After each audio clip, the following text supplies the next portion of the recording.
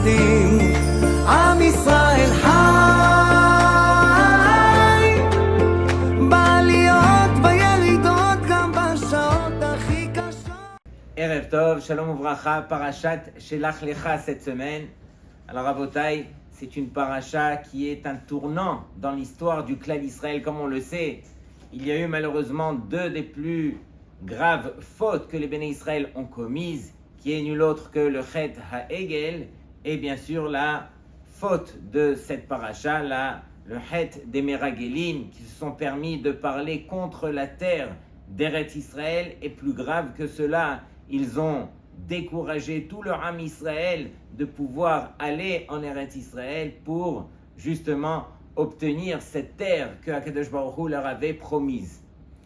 Et donc, Rabotai, comme on l'a dit, c'est la paracha des Meragelim, des explorateurs. Mais entre nous, le mot Meragelim ne figure pas, même pas une fois dans toute la paracha. Arrête, il est écrit Shelach lecha anashim veyaturu et Eretz Kenaan, pour qu'ils puissent explorer. Mais comment on le dit? Veyaturu.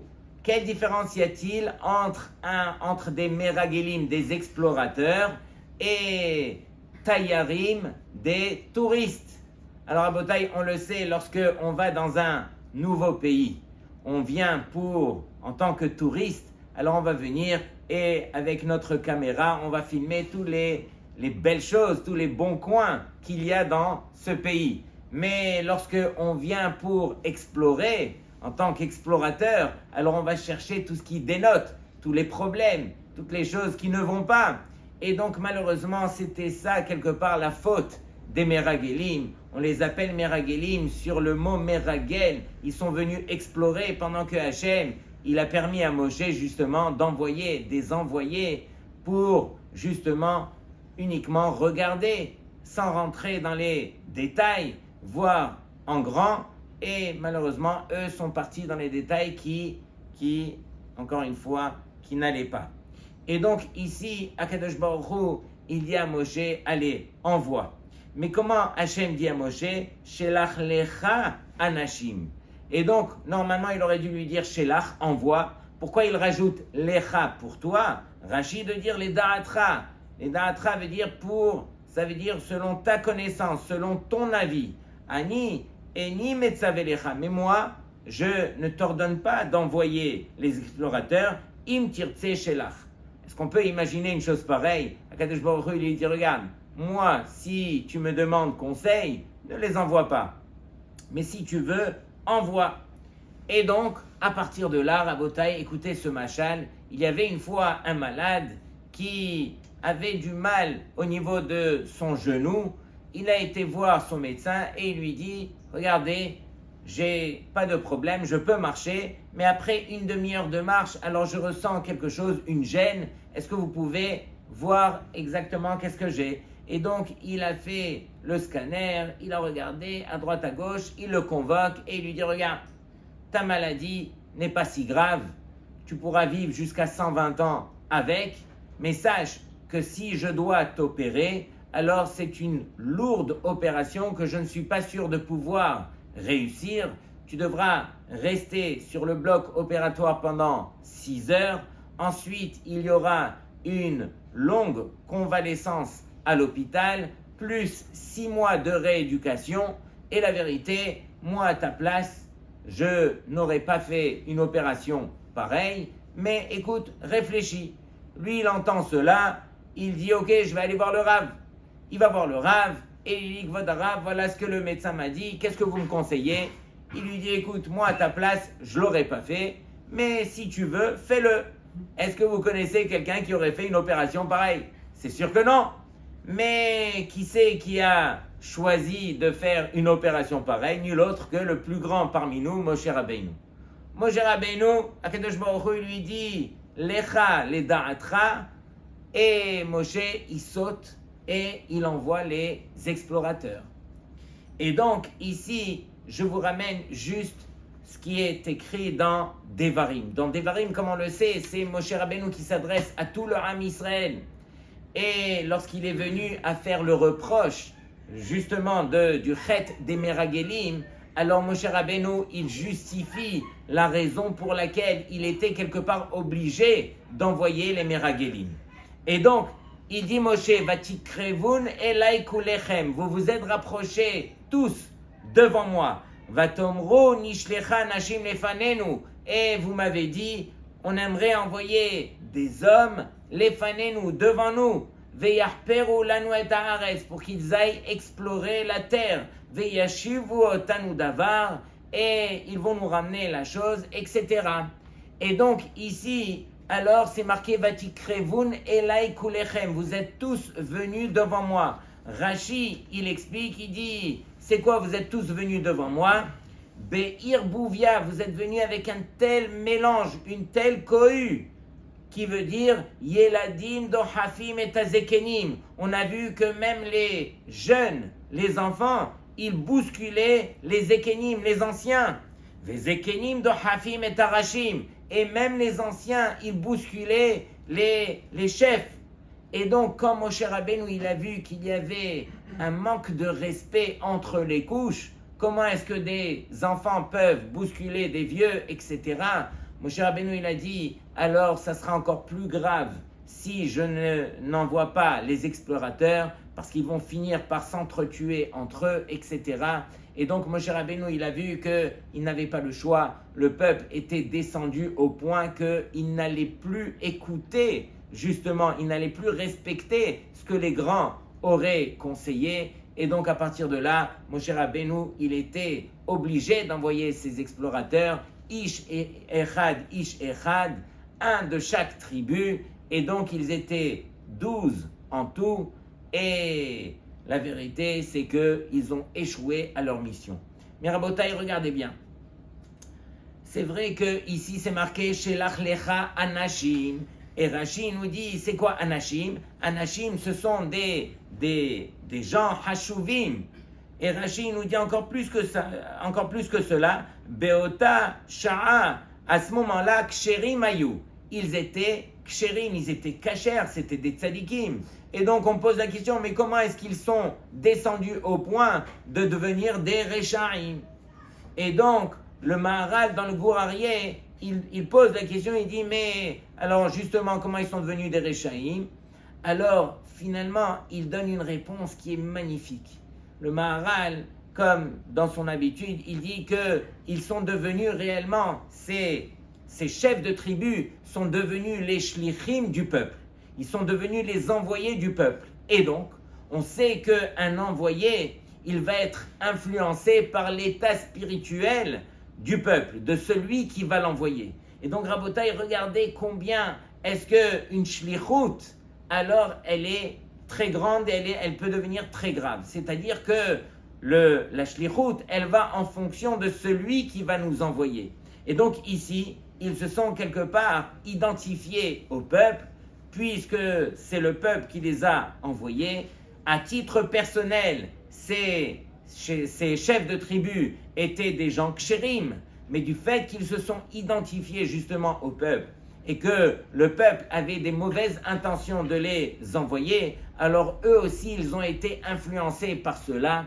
Et donc on raconte une histoire qu'il y avait une famille à l'époque du grand de la génération qui était Rabbi Akiva Iger, qui mariait leur fille, et ils étaient proches du Rav, et bien sûr ils ont demandé à ce que le Rav vienne marier la fille, les enfants.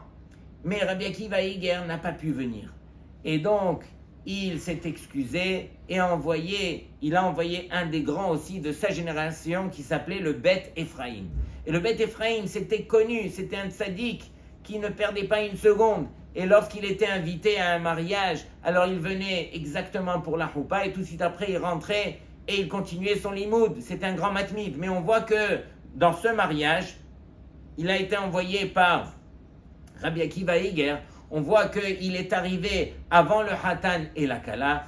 Il est resté pour la Choupa, il est resté pour tout le mariage jusqu'à la fin des Sheva Brachot. Les Talmidim lui m'ont dit, mais Kvod Arav, on vous a jamais vu rester autant de temps. Et lui de répondre, mais là c'est différent. J'ai été envoyé par le grand de la génération, par Rabbi Akiva Iger, Alors pour moi, c'était tellement important de garder cette mission d'envoyer, parce que je sais que l'influence qui est d'être envoyé par le grand de la génération est tellement grande, va m'apporter tellement que j'ai voulu justement garder cette mission le maximum de temps. Et donc, Rabotai, ce qui me pousse à dire qu'on est tous des shlichim, on est tous des envoyés, mais on est des envoyés d'Hachem. Et donc, lorsque on vient sur terre, on doit réaliser que notre mission, elle est d'écouter notre envoyé qui est Akadosh Baruch Hu lui-même. Lorsque quelqu'un sur terre va nous demander quoi que ce soit, une mission, etc., on doit se tourner vers celui qui vraiment nous a envoyés sur terre, qui est Akadosh Baruch Hu, et se poser la question, au moins réfléchir et dire, est-ce que celui qui m'envoie maintenant, est-ce qu'il est bien intentionné? Est-ce que ça en vaut la peine? Etc. Tout ça pour dire qu'on se reflète en termes de celui qui nous envoie, qui est le vrai Meshaléach, qui est Akadosh Baruch Hu lui-même. Et donc, Rabotai, il y avait une fois au Beth Hamidrash, il y avait un shamash qui s'occupait du Beth Hamidrash, qui s'occupait du kollel qui s'occupait de la choule. Il était vraiment investi dans sa mission de permettre au Beth Hamidrash de bien fonctionner. Et un jour, alors il arrive au Beth Hamidrash et il est contrarié. Pourquoi il est contrarié? Parce qu'il y en a un qui est arrivé et il s'est mouché plusieurs fois, a laissé ses mouchoirs les uns empilés sur les autres. Et donc le shamash qui arrive, et bien sûr, il vient pour nettoyer, mais il se dit, mais ce n'est pas normal. Et donc il était un petit peu contrarié. Mais ce même jour, il y avait un avraire qui lui, en préparant tous les enfants, alors en sortant de chez lui, il a voulu motiver un petit peu tous les enfants. Il a préparé une tablette de chocolat dans sa poche et il s'est dit, ok, en les faisant sortir rapidement de la maison, parce que un il doit s'habiller, un il cherche son truc, etc. Alors je vais leur donner à chacun une rangée de chocolat, comme ça ils vont vite sortir. Mais dans la précipitation, alors finalement ils sont vite sortis et il a oublié cette tablette de chocolat dans sa poche. Il arrive au kollel et il se dit, mais qu'est-ce que je vais faire avec cette tablette de chocolat? Il fait tellement chaud aujourd'hui, si je la laisse, elle va finir par fondre. Je sais ce que je vais faire. Ce shamash, il fait tellement de bien à la choule. Alors, j'ai été et je lui ai marqué une petite note et je lui ai posé la tablette de chocolat et je lui ai dit, voilà, cette tablette, elle est pour toi et que cette journée, elle te soit douce comme cette tablette de chocolat. Quand lui, il arrive, il voit la tablette de chocolat, alors il se retourne vers l'avraire et il lui dit, tu sais quoi, tu m'as sauvé. J'allais attraper celui-là parce que finalement, j'ai recherché dans la caméra c'est qui a laissé les mouchoirs. Et en fin de compte, j'allais lui tomber dessus puisque j'ai vu c'est qui avait lâché les mouchoirs. Mais quand j'ai vu la tablette de chocolat, j'ai dit, aïe, je me trompe. De la même façon que c'est Hachem qui m'a envoyé celui-là en tant que chaliar pour m'envoyer les mouchoirs, mais c'est ce même Hachem qui m'a envoyé aussi alors cette belle tablette de chocolat pour justement me rappeler à l'ordre.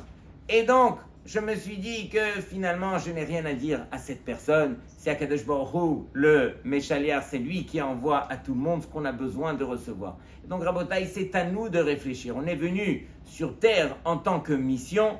Celui qui nous envoie, c'est Akadosh Baruch Hu, encore une fois, et on est là pour accomplir sa volonté. Et donc, je me rappelle d'un Rav, d'un Menahel, d'un directeur, d'un Talmud Torah, qui m'avait raconté une fois une histoire, mais extraordinaire, lorsque il y avait une maman qui avait des jumeaux, et elle a été faire les courses dans la ville, si je me rappelle bien, de Rishon LeZion, il me semble, et donc, elle a été faire les courses avec ses deux jumeaux, et c'était un jour où il faisait extrêmement chaud. Et donc, les enfants, ils n'en pouvaient plus, maman, et tout, on n'en peut plus, et elle les amène à la macolette, chacun choisit sa glace, on monte dans le bus, et à peine arrivé dans le bus, chacun commence à ouvrir sa glace pour pouvoir la manger. Et à ce moment-là, la maman, elle regarde, et elle dit, aïe, ça c'est pas la bonne ashgacha de ce qu'on a l'habitude de manger, et c'était Chalav Nochri, le lait de Goy.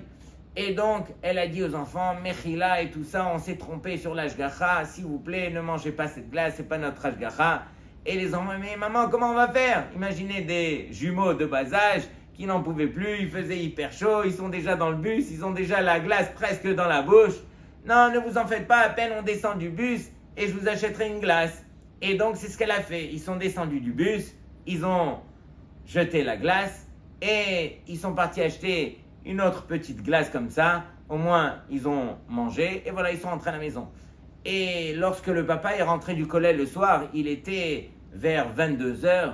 Et donc la maman, elle raconte la journée et elle lui dit, tu sais quoi, tu peux être fier de tes enfants. Ils ont fait un kiddush Hashem. Lorsqu'on était dans le bus, sans la chaleur, ils ont accepté de ne pas manger cette glace. Et donc, vraiment, il y a de quoi les féliciter. Je leur ai acheté une petite glace. Quoi? C'est tout, ça s'est arrêté comme ça? Il lui dit, va tout de suite me réveiller les enfants. Et il a réveillé tous les enfants. Il les a habillés et il leur a dit, on descend. Vous savez qu'en Israël, il y a des fois des macolettes qui restent tard. On va à la macolette et ils sont partis. Il a dit à sa femme, tu dresses la table, tu mets des gâteaux et je vais les emmener. Il a pris tous les enfants, il leur a acheté des glaces. Ils hésitaient, est-ce que cette glace ou cette glace? Prenez les deux. Ils sont montés à la maison et ils ont fait la fête. Et il leur a dit, les enfants, je vous ai réveillés parce que j'étais tellement fier de ce Kiddush Hashem que vous avez fait, qui est dans une situation où c'est difficile, où c'est vraiment presque, c'est une des choses les plus compliquées pour un enfant. Et donc de lui enlever, juste au moment où il voulait goûter, de lui enlever la chose, pour justement la cacheroute, ça s'appelle un grand Kiddush Hashem. Je vous félicite, c'est la raison pour laquelle vous avez reçu même 2 glaces et Akadosh Baruch Hu, dans le ciel, est tellement fier de vous. Et donc, c'est comme ça que le papa, il a vécu la chose avec ses enfants. Mais lui était à des kilomètres d'imaginer qu'il y aurait une suite à cette histoire. Écoutez bien la suite. La suite, elle est que les enfants, finalement, ils appartenaient à un Talmud Torah, comme on a dit. Et le directeur de ce Talmud Torah, justement, avait choisi un jour de les amener à la plage religieuse de Rishon LeZion. Il avait pris 2 cars, il avait 60 enfants, et ils arrivent à la plage, les enfants tout excités, on n'a pas l'école aujourd'hui, on va à la plage, ils ont préparé les maillots, et ils arrivent, et malheureusement, c'était le jour des femmes. Ah, le jour des femmes? Non, on s'est trompé, comment on a fait pour se tromper? On a vérifié. Et il appelle un des représentants du parti chasse, et il lui dit, s'il te plaît, regarde, je suis avec 60 enfants, on est au soleil, les enfants dans leur tête, voilà, c'est un jour de plage, et nous on arrive, c'est pour les femmes, est-ce qu'on peut changer le jour et tout? Il vérifie, et finalement il lui dit, regarde, il n'y a rien à faire, c'est le jour des femmes aujourd'hui, on ne pourra pas le changer, donc tu reprends tes enfants dans le car, et tout le monde retourne au Talmud Torah. Le directeur, il se retourne vers les 60 enfants, et bien sûr, les 60 enfants, ils ont fait la révolte. Et donc, finalement, lui, il ne savait pas comment les calmer. Il leur a dit, non, mais ne vous en faites pas, je me rattrape, on fera même peut-être 2 jours, et ne vous en faites pas, et ça. Et eux, ils ont dit, mais non, on ne retourne pas au Talmud Torah, on ne va pas aller étudier aujourd'hui, nous, on est venus pour s'amuser. Et donc, c'était la cohue, comme à la limite, au temps de Moshe Rabbeinu, ils sont venus Beir Bouvia, comme ça. Et donc, finalement, tant bien que mal, les rabbinim qui se trouvaient là-bas, ils les ont refait monter de force dans le car. Et arrivé dans le car, alors il y a un enfant qui prend la parole. C'était un des 2 jumeaux. Dans son car, il se lève et il commence à dire aux enfants, mais Rabotai, on n'a pas été à la plage parce qu'on a fait un Kiddush Hashem. C'était le jour des femmes, et du fait que c'est interdit pour nous, c'est la raison pour laquelle on s'est empêché d'aller à la plage aujourd'hui. Et il commence à chanter Vetaher libeinu leovdecha be'emet. Et on a fait un Kiddush Hashem, et il a commencé à les encourager, et tout le car s'est mis à chanter. Le Menaël, le directeur, il voit ça et il dit, mais quoi, un enfant qui nous a sauvés? Mais pendant qu'il a vu que dans son car, on avait sauvé la situation, il appelle bien sûr le Rav qui se trouvait dans le 2e car, où là-bas c'était la révolte. Il appelle le Rav, et le Rav il lui dit, tu peux pas imaginer ce qui s'est passé. Il y a un enfant qui était le jumeau, le frère jumeau, lui aussi dans l'autre car, la même chose. Vetaher libeinu. Et à 2 enfants, ils ont sauvé la situation. Et Rabotai, écoutez cette histoire. D'où elle sort cette histoire? D'où un enfant, il a eu la force de voir le Kiddush Hashem qui a été fait, si ce n'est que le papa qui était Chacham, qui a mis l'accent, qui a mis le dagesh, lorsque ses enfants, ils avaient été mévater, ils avaient été conciliants pour la glace qu'ils n'avaient pas mangé, alors le papa en avait fait un plat, pour eux c'est resté dans le cœur, et donc c'est ce qu'ils ont partagé avec leurs amis. Et donc Rabotai, toute cette histoire je vous la raconte parce que on est tous des shlichim, on est tous venus justement faire un kiddush Hashem sur terre, et lorsque on voit que la situation des fois elle nous dépasse, elle est difficile, on la comprend pas, on doit se rappeler que justement on y arrive parce qu'on est les shlichim d'Hachem. C'est uniquement cela qui nous permettra de continuer d'avancer sur terre. Et donc, Rabotai, comment se fait-il que lorsque Akadosh Baruch Hu, il a envoyé Avraham Avinu, il lui a dit Lech lecha me'artzecha. Et donc là-bas aussi, on dit, il aurait dû lui dire Lech, va. Pourquoi tu lui as dit Lech lecha? Et là-bas, on traduit sous la forme positive. Lecha, les tovatra, les anatra. Pour ton bien, Abraham. Pendant que ici, alors c'est exactement le contraire. Il lui a dit shelach. Et il a rajouté le lecha. Et ici, on traduit le lecha par quelque chose de négatif, de péjoratif. Qu'est-ce qu'on dit? Moi, je ne t'ordonne pas. Si tu as envie d'envoyer, envoie. Mais lecha, c'est uniquement pour toi, pour ta volonté. Et donc, c'est ce que, quelque part, ce qu'on doit essayer de comprendre, que finalement, si on est missionné par Hachem, comme dans le cas de Avraham Avinu, alors on comprend que le lecha qui est marqué en trop, alors il vient nous enseigner que là, on est sous l'impulsion de Akadosh Baruch Hu qui sera forcément positive. Mais finalement, Moshe Rabbeinu, lui, il a fait les Shem Shamaim, mais c'est pas Hachem qui lui a demandé de le faire. Moshe, quelque part, était obligé de protéger le Ham Israël, et c'est la raison pour laquelle, finalement, c'était quelque chose qu'on peut expliquer de négatif, puisque, suite à cette faute, alors, les Béné Israël sont restés 40 ans dans le désert. Normalement, ils devaient rentrer directement en Eretz Israël. Et donc là, ils sont restés 40 ans dans le désert, et ils ont vécu ce qu'ils ont vécu. Mais ça devrait aussi nous consoler dans le sens que si Hachem sait tout, et Hachem sait tout, et Hachem voit tout, comment se fait-il que Hachem, il ait permis, justement, lorsque Moshe, il lui a demandé d'envoyer les Meragelim, les chefs de tribu, Hachem, il aurait dû refuser, puisque Hachem, il sait très bien ce qui va se passer. Mais en fin de compte, Akadosh Baruch Hu, lorsqu'il fait quelque chose qui, à nos yeux, a l'air, justement, de pas bien ou de négatif, alors il y a toujours quelque chose de bien qui en ressort. Et ici, c'est que si finalement les Béné Israël étaient rentrés directement en Eretz Israël, alors Moshe Rabbeinu, il aurait dû mourir à ce moment-là. Mais là, ils vont profiter quelque part de la Torah de Moshe Rabbeinu encore pendant les 40 ans où ils seront dans le désert. Alors bien sûr qu'ils ont commis une faute, mais derrière cette faute, il y a aussi un bien. Et cette Torah qu'on appelle Torah Moshe, on a pu la voir, la recevoir, justement, grâce aussi à ces 40 ans dans le désert où Moshe Rabbeinu, il a pu enseigner cette Torah. Donc Rabotai, cette paracha, c'est une paracha qui nous fait peur. Quelque part, on avait rencontré, les Talmidim avaient rencontré à l'époque le Rav Steinman Zatzal, et ils lui ont dit que votre Rav, vous avez l'air d'avoir peur, chose qu'on ne voit pas sur vous pendant toute l'année. Il leur dit, mais non, regardez, là on est dans les parachiotes de Be'alotecha, de Shelach Lecha, de Korach. Ce sont des parachiotes où on montre, mais vraiment, du point du microscope, on arrive à agrandir et on montre ces fautes que les Béné Israël ont fait et que jusqu'à aujourd'hui on doit payer. Combien est-ce que des grands du Ham Israël, les plus grands du Ham Israël, imaginez la génération d'Or Hamidbar, la plus grande génération de tous les temps. Et les plus grands de cette génération ont fauté. Alors qu'est-ce qu'on se dit nous? Maaseh avot siman abanim.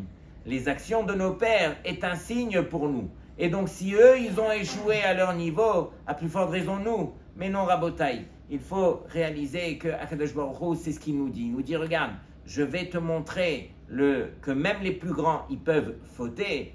À toi, justement, de faire très attention, d'apprendre la leçon et de ne pas retomber justement sur les actions de de tes pères qui ont fait flancher tout le Ham Israël. Et donc à toi d'apprendre la leçon et de changer. Shabbat Shalom Lekulchem.